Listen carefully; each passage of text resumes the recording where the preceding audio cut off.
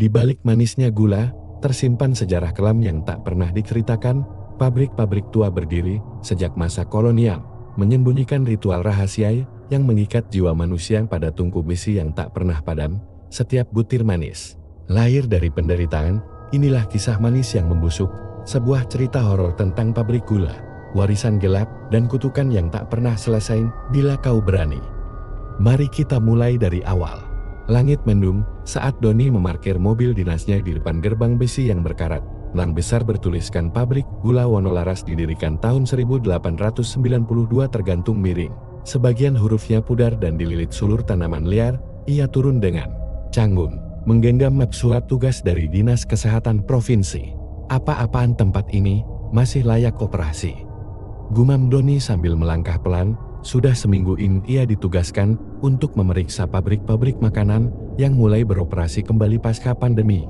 Pabrik Gula Wonolaras yang telah tutup sejak tahun 1998 karena kasus kebangkrutan, tiba-tiba kembali aktif dan memproduksi gula dalam jumlah besar.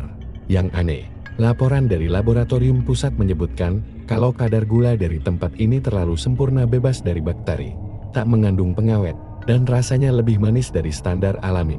Tapi tidak ada data bagaimana itu bisa terjadi. Doni mengetuk pintu POS keamanan. Seorang pria tua dengan seragam lusuh muncul, menggantungkan senyum lelah. "Selamat datang, Pak. Saya Pak Slamet, Bapak Inspektur ya." Sapanya ramah. Doni mengangguk dan memperkenalkan diri. Slamet membukakan gerbang perlahan. Suara gesekan logam tua menggema seperti jeritan, menggigit telinga begitu masuk. Doni langsung disergap bau manis pekat yang tidak alami seperti permen basi yang dibakar. Rasanya menusuk hidung, memuakkan. Ia menahan napas sesaat. "Bau apa ini, Pak Slamet?" tanya Doni sambil menutup hidung. "Ah, biasa, Pak, bau fermentasi tebu, pabrik lama. Mesinnya sudah tua, tapi masih berfungsi bagus," jawab Slamet cepat. Matanya tak menatap langsung. Pabrik itu besar, gelap, dan sunyi. Asap putih keluar dari kerobong, tapi Doni tak mendengar suara mesin sama sekali. Tak ada suara pekerja, tak ada suara air, hanya desisan samar. Seperti bisikan, mereka masuk ke ruang produksi utama. Tumpukan karung gula disusun tinggi, masing-masing bertuliskan Wonolaras Premium Sugar 100% organik. Doni mengambil segenggam dan mencium aromanya manis. Tapi di balik itu, ada bau amis tipis, seperti darah kering. Ia pura-pura menulis catatan sambil melihat sekeliling. Lantai sedikit lengket, pipa-pipa besar yang menggantung di atasnya tampak tua, tapi tidak berkarat, justru tampak basah, seolah baru dipakai. "Boleh saya lihat ruang penggilingan?" tanya Doni. Pak Slamet tampak ragu, lalu mengangguk. Mereka berjalan ke bangunan belakang, menuju ruang mesin. Di lorong menuju sana, mereka melewati sebuah pintu besi besar bertuliskan "Dilarang masuk gudang B." Doni berhenti. "Ada apa di situ?" Slamet cepat menjawab, "Gudang lama, Pak. Sudah nggak dipakai sejak sebelum pabrik tutup dulu.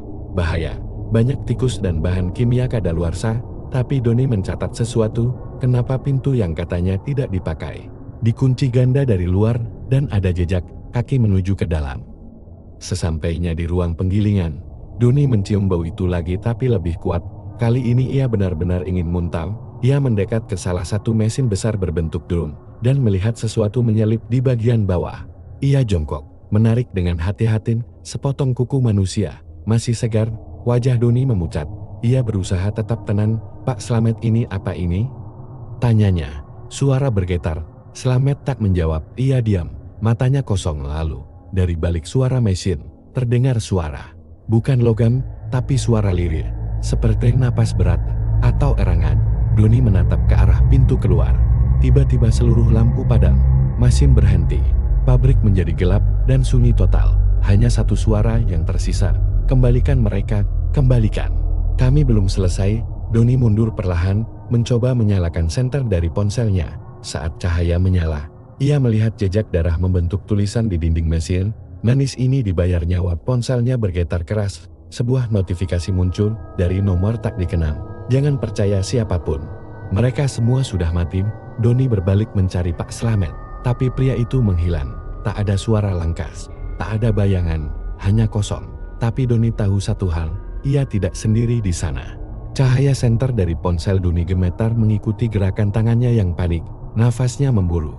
Keringat dingin mengucur di pelipisnya. Di ruang penggilingan yang gelap, sunyi itu, ia sendiri, atau setidaknya ia pikir begitu. Ia memutar badan ke arah pintu keluar, tapi tiba-tiba, kreyak.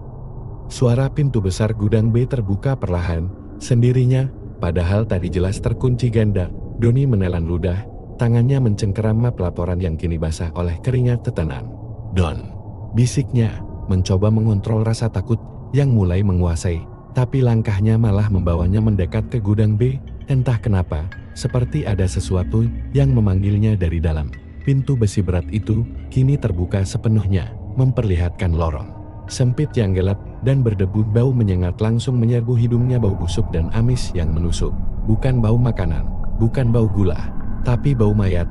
Dengan napas tersengal, Doni mengangkat ponsel lebih tinggi, menyinari ke dalam gudang. Dindingnya merah, bukan karena kat, tapi seperti darah kering yang sudah menempel bertahun-tahun.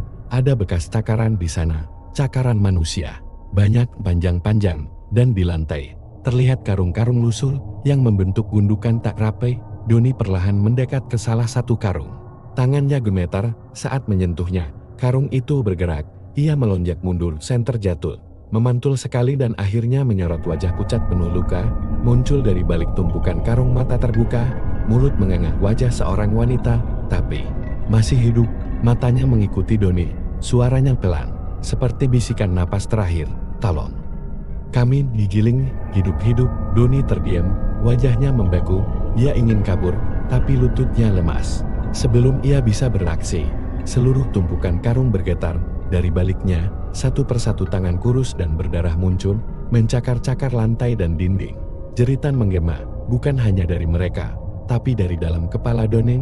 Jeritan tumpang tindih, teriakan kematian yang tidak selesai. "Bawa kami keluar.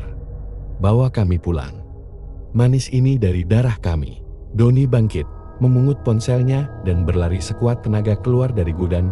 Tapi saat ia melewati lorong pabrik, semuanya berubah. Tak lagi seperti saat ia masuk. Dinding kini basah, seperti dilumuri cairan lengket berwarna coklat tua. Bau karamel terbakar bercampur bau busuk memenuhi udara. Lantainya bergemerisik seperti menginjak tulang. Ia tiba di aula utama. Tapi kini ada sosok di sana, Pak Slamet. Tapi wajahnya berubah. Kulitnya putih keabu-abuan, matanya kosong, dan mulutnya tersenyum. "Terlalu lebat. Sudah lihat mereka ya, Pak Doni?" Doni mundur pelan. "Apa ini semua? Siapa kalian?" Pak Slamet melangkah maju. Tubuhnya seperti boneka yang digerakkan tali. Di belakangnya muncul 3 sosok lainnya berpakaian seperti mandor dan buruh pabrik.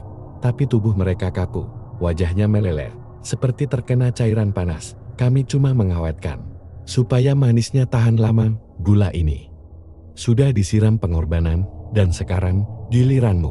Mereka berjalan pelan mendekat, mengelilingi Doni. Doni memutar badan dan berlari menuju pintu keluar utama. Tapi gerbang besi itu sudah tertutup, terkunci dari luar. Ia menghantamnya dengan pundak, berteriak minta tolong, tapi di luar hanya suara jangkrik malam. Tak ada jawaban. Senter ponselnya meredup, baterai tinggal 2%. Ia berbalik lagi. Lorong gelap itu kini memanjang tak wajar.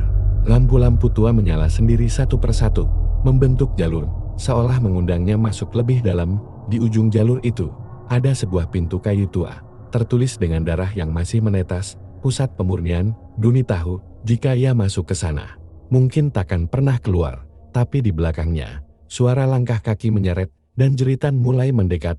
Ia menelan ludah dan melangkah. Tangannya menyentuh gagang pintu, dingin dan basah.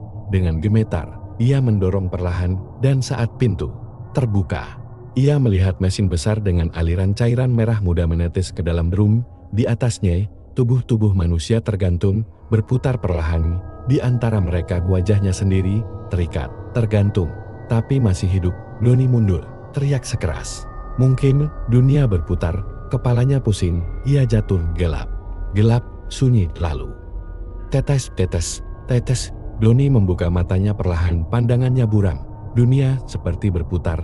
Ia meraba-raba lantai dingin dan lengket. Bau manis itu kembali menyeruak, namun kini jauh lebih tajam, seperti gula yang dipanaskan. Bersama daging busuk, ia masih di ruangan yang disebut pusat pemurnian, namun suasananya kini berubah total. Lampu-lampu tua di langit-langit menyala samar, kelap-kelip seperti mau padam, dinding-dinding berlapis logam berembun, dan pipa-pipa besar menggeliat seperti usus yang berdenyut. Di sekelilingnya, mesin-mesin berdengung pelan seperti makhluk hidup yang sedang tertidur, dan di tengah ruangan itu, sebuah alat besar berbentuk tabung horizontal. Di atasnya tergantung tubuh-tubuh manusia, semua terikat dengan kawat berduri. Di bagian tangan dan kakinya, kepala menjuntai ke bawah. Doni ingin menjerit, tapi tenggorokannya tercekat. Tubuh-tubuh itu sebagian masih bergerak perlahan, seolah masih hidup. Salah satu dari mereka membuka mata bola matanya merah dan berkaca-kaca lari. Sebelum kamu juga jadi bahan baku. Doni memaksa dirinya berdiri, lututnya gemetar. Ia berjalan menyusuri sisi ruangan, menyandarkan tubuh ke dinding sambil mencoba memahami apa yang sebenarnya terjadi. Di sebuah panel kontrol berdebu, ia melihat catatan-catatan tua yang tergantung di papan kayu. Kertasnya kuning, tintanya pudar, tapi ada satu bagian yang jelas terbaca. Formulasi pemurnian 12:1 liter. Darah manusia dewasa per 10 kg tubuh. Optimalisasi rasa manis plus pengikat spiritual. Doni menatap kertas itu, tangannya gemetar. Ini gila. Tapi saat ia berbalik, sesuatu membuatnya terdiam. Di sisi lain ruangan, ia melihat sosok bayangan tinggi, berdiri diam di bawah lampu gantung yang berkedip. Sosok itu mengenakan jas laboratorium penuh noda merah. Wajahnya tertutup topeng logam yang mengilap seperti permukaan gula cair. Suaranya berat, terdistorsi, seperti berasal dari perut bumi. Kamu sudah melihat cukup banyak, Pak Doni. Doni mundur pelan. Siapa kamu? Aku. Aku hanya kepala pemurnian, penjaga rasa, pewaris resep, dan kamu bahan uji coba berikutnya. Doni berbalik dan lari ke arah pintu. Tapi pintu tertutup sendiri, membeku dengan lapisan gula kristal yang tiba-tiba tumbuh dari celahnya.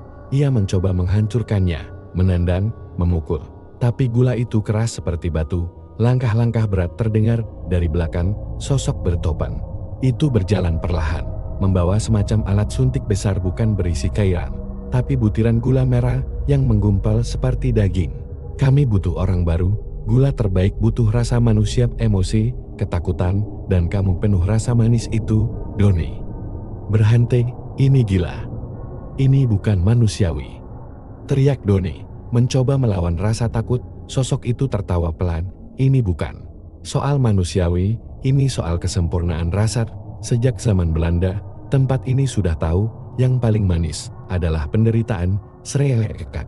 Tiba-tiba, dari sisi kanan ruangan, pintu besi terbuka dengan keras. Suara logam tergores menembus udara. Sosok wanita berambut panjang dengan kulit koyak masuk sambil menyeret pipa besi berkarat. Matanya menatap Doni. Ia bukan manusia, tapi juga bukan hantu. Ia di antara keduanya berlari. Sebelum mereka menjadikanmu kami yang berikutnya. Sosok bertopeng menyerangnya. Tapi wanita itu bergerak cepat menyodok pipa ke dada sang penjaga, membuat tubuh itu terpental ke dinding dan menghantam pipa besar di belakangnya. Uap panas dan gula cair menyembur keluar. Ruangan berubah kacau. Doni tak membuang waktu.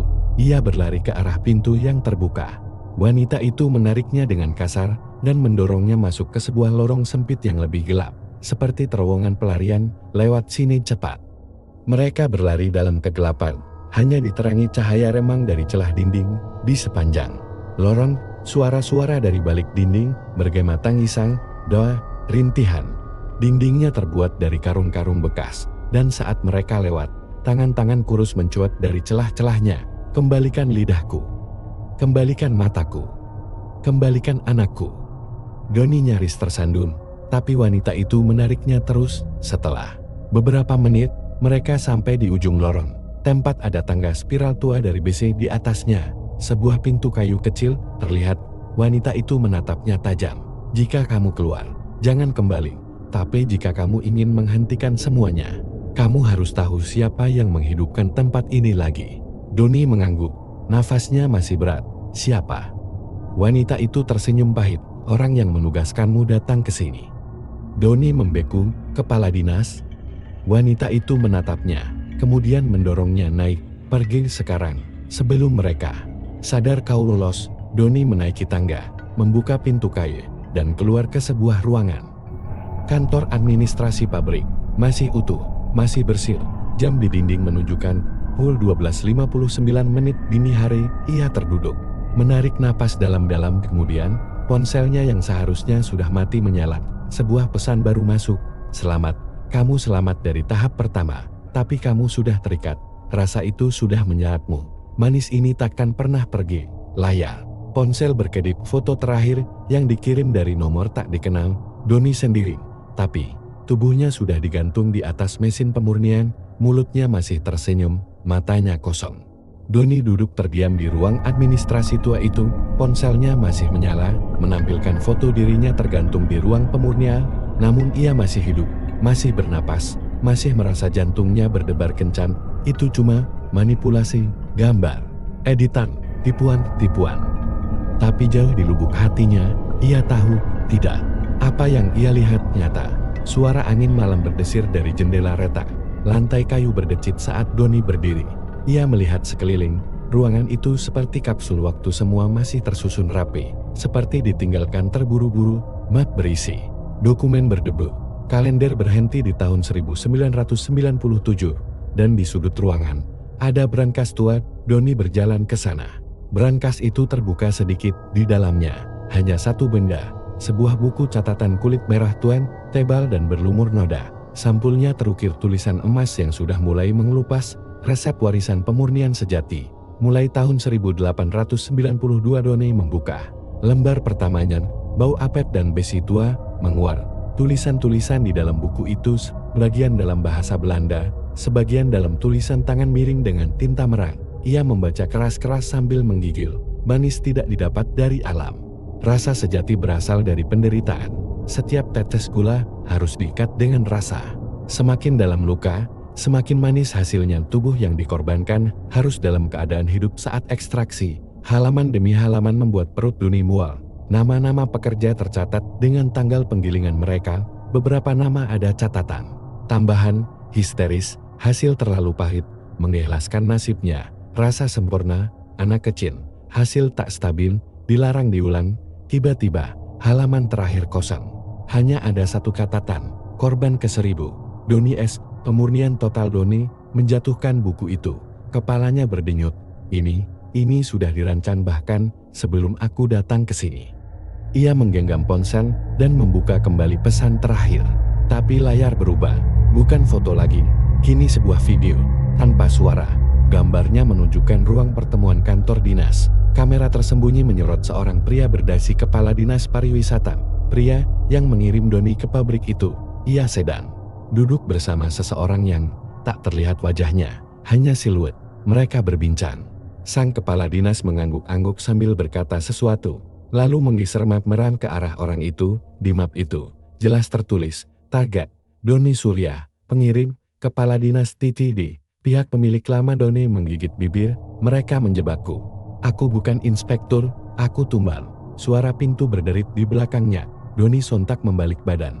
Seorang pria tua berdiri di ambang pintu, mengenakan pakaian mandor tempo dulu. Topi datar, rompi lusul, matanya putih seperti susu basi. Kau membaca resep? Iya. Doni mundur. Siapa kau? Pria itu melangkah masuk perlahan. Aku generasi keempat penjaga pabrik ini. Resep itu diturunkan Doni dari zaman Company ke Jepang, ke Orde Baru. Sekarang ke pemerintah daerah. Mereka semua mau hasil manis uang. Tapi mereka tidak tahu caranya. Kami tahu dan kamu. Pewaris berikutnya, Doni berteriak. Tidak. Aku tidak ikut semua ini. Aku cuma disuruh datang. Pria itu tersenyum dingin. Itu juga bagian dari resep. Kamu harus tidak tahu, harus bingung, harus takut. Baru rasa manisnya, murni. Tiba-tiba, lantai di bawah kaki Doni bergetar. Tanah retak, dan lubang terbuka lebar. Asap putih keluar dari dalamnya. Dari bawah, terdengar jeritan dan nyanyian berbahasa Belanda. Nada anak-anak yang diulang-ulang. Zoet is pijl, suiker is dood. Manis adalah luka, gula adalah kematian. Doni kehilangan keseimbangan. Ia tergelincir masuk ke lubang itu. Gelap. Day. Dalam perut pabriknya, terjatuh di ruang bawah tanah yang luas. Dinding-dindingnya terbuat dari tulang yang dibungkus lapisan gula karamet. Mesin-mesin raksasa kuno berdentum perlahan, memompa cairan merah ke kolam pemurnian. Di tengahnya, sebuah tahta dari gigi manusia. Di atasnya duduk sosok besar, tak bernyawa terbungkus seragam kolonial, wajahnya membusuk, tapi matanya menyala merang. Ia membuka mulut lebar-lebar. "Selamat datang, Doni, sudah waktunya kamu mengambil tempatmu." Dari langit-langit, tubuh-tubuh menggantung, wajahnya semuanya adalah wajah Doni, tapi dalam versi berbeda. Ada yang lebih tua, lebih muda, lebih sakit. Ia mencoba lari, tapi tubuhnya kaku, kakinya melekat ke lantai seperti lengket oleh gula panas. Tangannya terangkat sendiri, mulutnya terbuka, dan dari tenggorokannya keluar suara yang bukan miliknya. Pemurnian tahap akhir dimulai. Gelap, lengket, sesak. Doni meronta, mencoba melepaskan diri dari lengket gula yang menahan kakinya, tapi semakin ia bergerak, lengket itu semakin mengikat, seperti permen karet meleleh yang berubah menjadi tangan-tangan lengket, menariknya ke bawah. Matanya melotot ke atas, menatap sosok yang duduk di atas tahta gigi manusia. Sosok itu kini berdiri, tubuhnya besar, tinggi seperti raksasa, mengenakan seragam kolonial Belanda dengan lambang pabrik tua di dada. Tapi wajahnya membusuk setengah tengkorak, setengah daging menghitam, mata kirinya bolong, dari rongganya menetes cairan gula merah yang membara. "Doni, kau pikir kau di sini karena kecelakaan? Kau adalah generasi ke-1000, warisan terakhir. Tubuhmu, darahmu akan menyempurnakan rasa manis kami." "Tidak," jerit Doni, suaranya menggema, nyaris lenyap ditelan deru mesin-mesin pemurnian. Bruak. Tiba-tiba dinding ruang bawah tanah retak. Dari celah itu, wanita berambut panjang dari episode sebelumnya muncul, tapi kali ini tubuhnya berubah, kulitnya penuh luka terbakar, matanya hitam kelam seperti arang. Ia berteriak, "Lawan mereka, Doni, kau bukan mereka. Kau masih bisa keluar dari sini." Sosok kolonial tertawa nyaring dia. "Dia korban gagal, rasa busuk, kami biarkan dia hidup agar bisa membawa korban lain ke sini." Wanita itu berteriak kesakitan, seolah hatinya dibakar oleh kebenaran. "Tidak. Aku mencoba memperbaiki semuanya." Ia menyerbu ke arah tahta, tapi pilar-pilar dari gula padat menjulang dari lantai, menghantamnya dan membanting tubuhnya ke langit-langit. Ia jatuh keras, tubuhnya mulai retak seperti kaca. Doni mengertakkan gigi. "Kalau aku pewaris terakhir, maka aku juga bisa mengakhiri ini." Ia mencabut pisau kecil yang disembunyikannya di dalam sepatu sejak awal, bekas pisau lipat pemberian ayahnya dulu. Dengan sisa tenaga, ia menusuk kakinya sendiri yang terikat gula, darahnya memercik. Tetes demi tetes darah menetes ke lantai, dan saat itu, mesin pemurnian berhenti. KRRKKKKKKH. Jeritan logam dan rem mesin menggema, cairan gula dalam kolam mendidih, dinding retak. Lagu anak-anak berbahasa Belanda berhenti mendadak. Semua hening. Sosok besar di atas tahta menggigil, "Kau kenapa? Kau menyakiti dirimu sendiri." Doni berdiri perlahan, menahan sakit. "Kalian butuh rasa manis dari penderitaan, tapi bukan penderitaan palsu. Aku beri kalian yang asli." Tubuh Doni berdarah deras, tapi semakin deras darahnya keluar, semakin lantai bergetar, dinding berderak. Gula yang melapisi ruangan mulai meleleh seperti lilin terkena api. Dari balik dinding terdengar ribuan suara, "Kami yang hilang, kami yang diproses, kami ingin pulang." Tangan-tangan muncul dari dinding, tangan-tangan kurus, hitam, dengan jari yang masih menggenggam potongan tebu. Mereka menarik tubuh-tubuh yang tergantung, mereka menjerit dan mengelilingi tahta. Sosok kolonial mencoba lari, tapi lengannya ditarik. "Tidak, ini belum waktunya. Pewaris belum diresmikan." Doni maju perlahan, matanya menatap tahta yang kini terbelah dua. "Waktumu sudah habis. Semua ini cukup." Ia berdiri di tengah kolam gula, darahnya bercampur dengan cairan manis panas itu. Kolam mulai membakar dari bawah. Api biru menyala, uap berbau gosong memenuhi ruang. Boom. Ruang pemurnian meledak, menciptakan getaran yang terasa hingga ke permukaan. Biay. Permukaan 6.43 menit pagi. Penduduk desa sekitar pabrik terbangun oleh gempa kecil. Di kejauhan, asap hitam mengepul dari cerobong pabrik yang telah lama mati.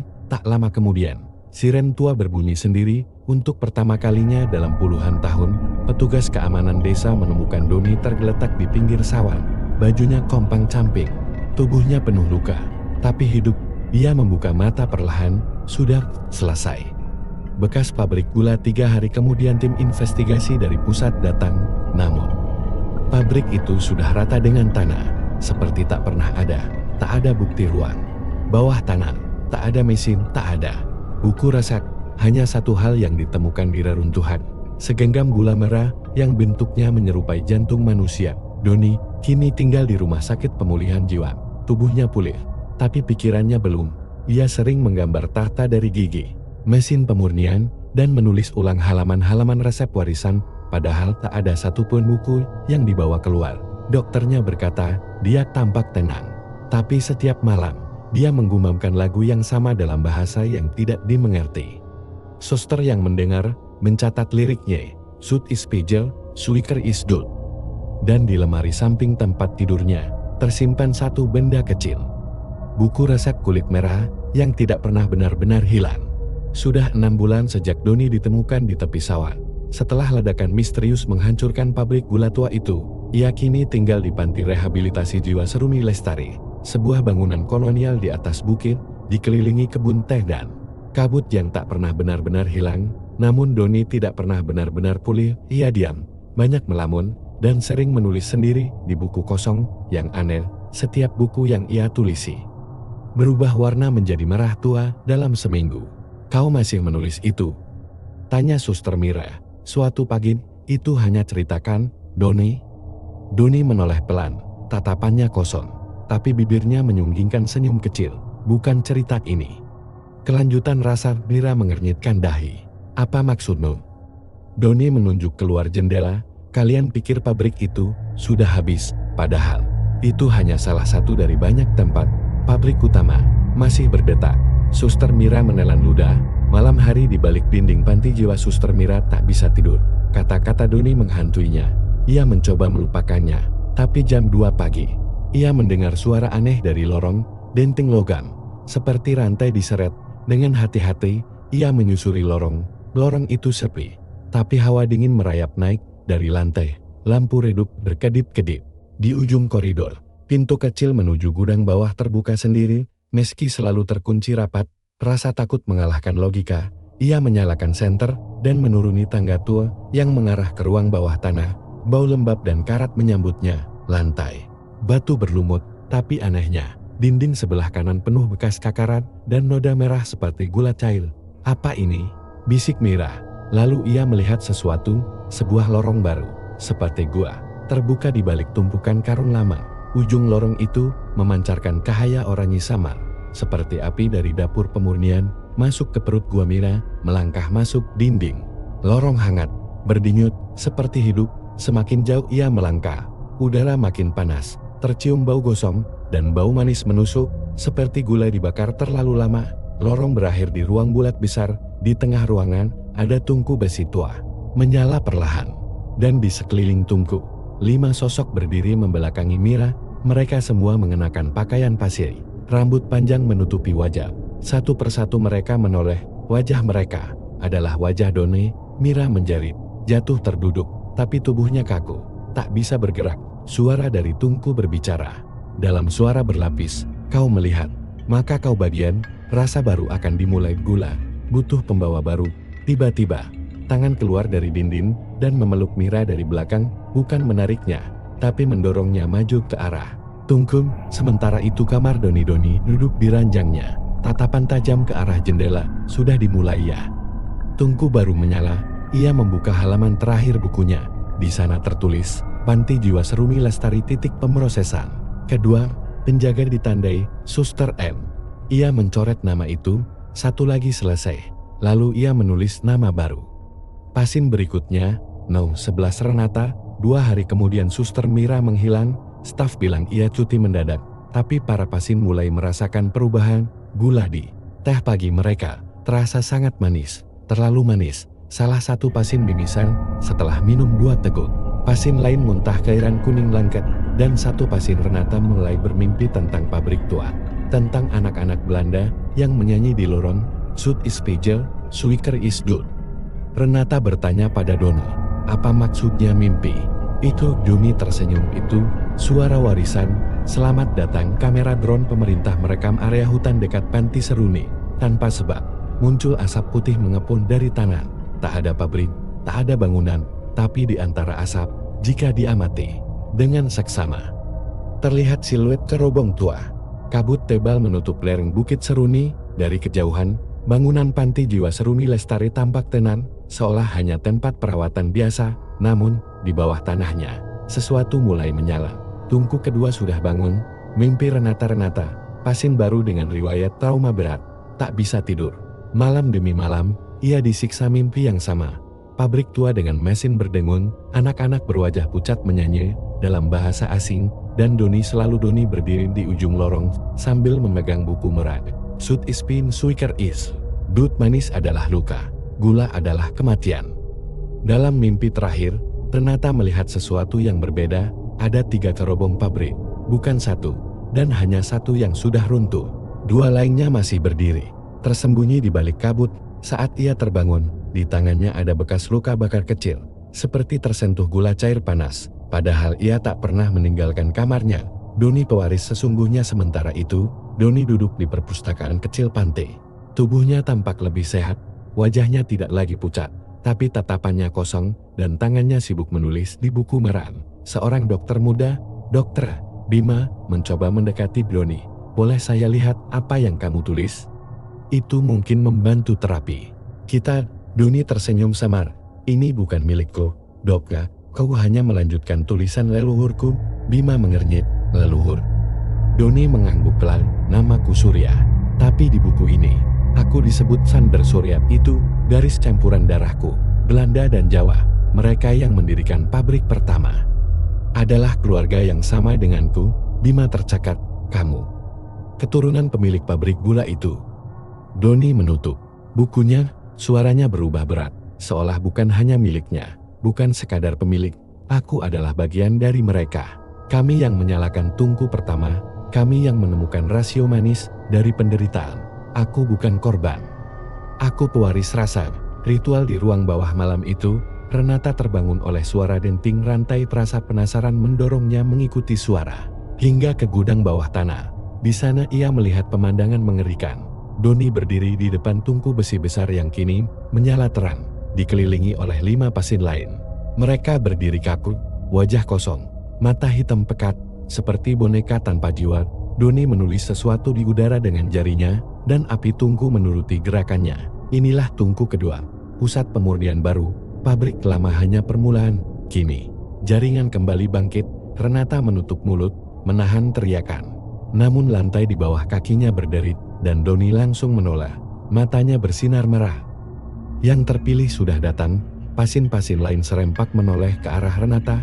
Mereka membuka mulut lebar-lebar, dan dari dalamnya bukan keluar suara, melainkan butiran gula hitam yang berjatuhan di lantai. Sejarah jaringan pabrik rasa. Doni berjalan perlahan ke arah Renata, sambil terus berbicara.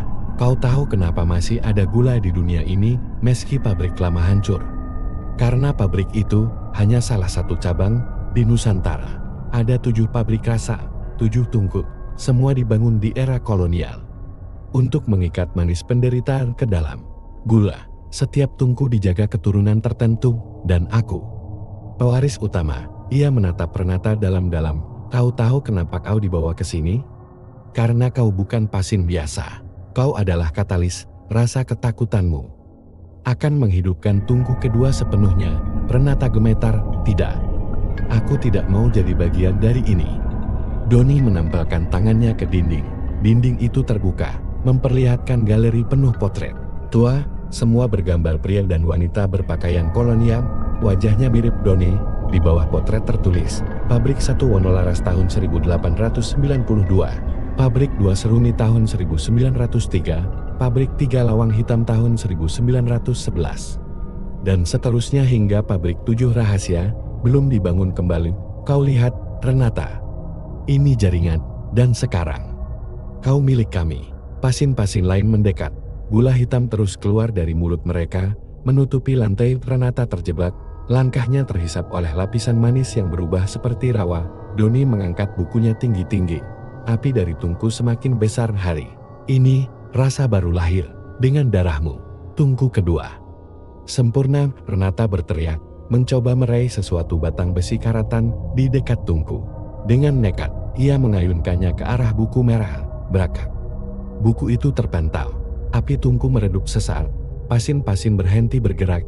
Namun Doni hanya tersenyum. Bagus, lawanlah. Rasa selalu lebih manis. Jika diawali dengan perlawanan, tungku meledak, menyemburkan asap pekat yang membentuk wajah-wajah korban masa lalu. Jeritan ribuan orang memenuhi ruang bawah tanah. Renata tersungkur. Tubuhnya hampir tenggelam dalam gula hitam yang semakin tebal. Doni mendekat, menyodorkan tangannya. Pilih, Renata, bergabung atau digiling.